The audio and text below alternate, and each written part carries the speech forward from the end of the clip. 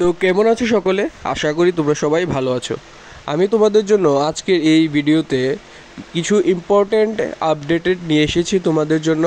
অনেক দিন পর আমি ভিডিও করছি, আশা করি তোমরা কিছু ইনফরমেটিভ ভিডিও আমি তোমাদের সঙ্গে শেয়ার করতে পারবো। তো চলো শুরু করি আজকের টপিকটা নিয়ে। তোমরা নিশ্চয়ই থাম্বনেইলে দেখে নিয়েছো কি আজকের টপিকটা আমরা কি নিয়ে ডিসকাস করব। সেটা হলো তোমাদের যে চয়েস ফিলিং তোমরা করে নিয়েছো, এখন তোমাদের চয়েস ফিলিংয়ের যে নেক্সট আপডেটটা কবে আসবে, ফার্স্ট লিস্ট যে first merit list for PCB student for PCM student সেটা তোমাদের কবে পেতে পারো, সেটা সব কিছু আমরা এই ভিডিওতে ডিসকাস করব। তো চলো শুরু করি আজকের ভিডিওটা বেশি দেরি না করে। কিন্তু তার আগে তোমরা নিশ্চয়ই লাইক, শেয়ার এবং সাবস্ক্রাইব করে দেবে চ্যানেলটাকে। আমি যত তোমাদের সঙ্গে জুড়বো তত তোমাদের জন্য ইম্পর্টেন্ট আপডেটেড ভিডিও নিয়ে আসবো। তো লেটস স্টার্ট টুডেস টপিক।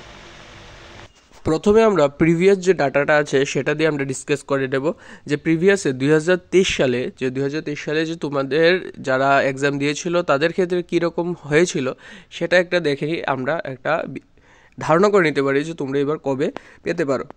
2023 সালে তুমি যদি দেখো যে extension of date for online counselling choice filling for Tripura joint entrance for counselling 2023, সেটা যেটা তোমরা চয়েস ফিলিং করতে পারো তাদের ক্ষেত্রে তাদের এক্সটেনশন করেছিল, সেটা এক্সটেনশন করে সেটা ডেট হয়েছিল 18 জুলাই 2023। সেরকমভাবে আমরা 2024-এও দেখতে পেরেছি, সেটাও এক্সটেনশন হয়েছিল এবং এক্সটেনশন হয়ে সেই ডেটটা দাঁড়িয়েছে 11 অগস্ট 2024। আর তোমরা এই নোটিফিকেশনে দেখতে পারবে যে এখানে লেখা আছে কি আগামী 11 অগস্ট 2024 পর্যন্ত ডেটটা তোমাদের যে চয়েস ফিলিংয়ে সেটা বাড়ানো হয়েছে।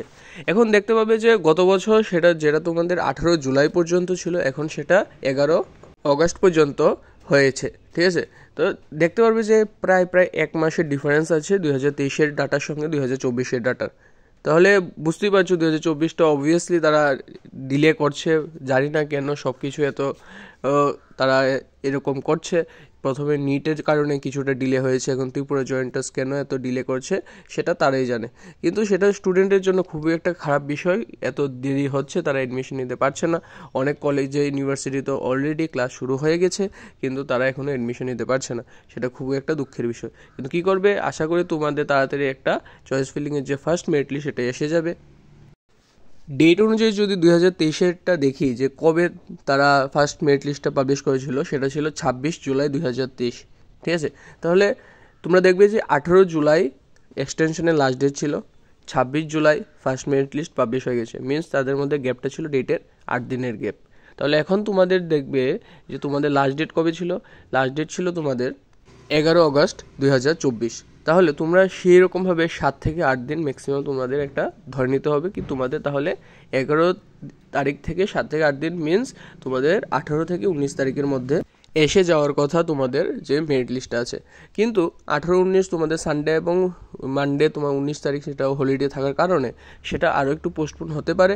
তোমাদের সেটা পোস্টপোন হয়ে 20, 21, 22 এই 3 দিনের মধ্যে তোমাদের সেটা এসে যাওয়ার কথা এবং তোমরা নেক্সট উইক নিশ্চয়ই তোমরা অ্যাডমিশন নিয়ে নেবে। তাহলে চিন্তা তোমরা করবে না, তোমরা নিশ্চয়ই নেক্সট উইকে তোমরা একটা আশানুরূপ ভালো খবর তোমরা পাচ্ছ। ওকে, থ্যাংক ইউ।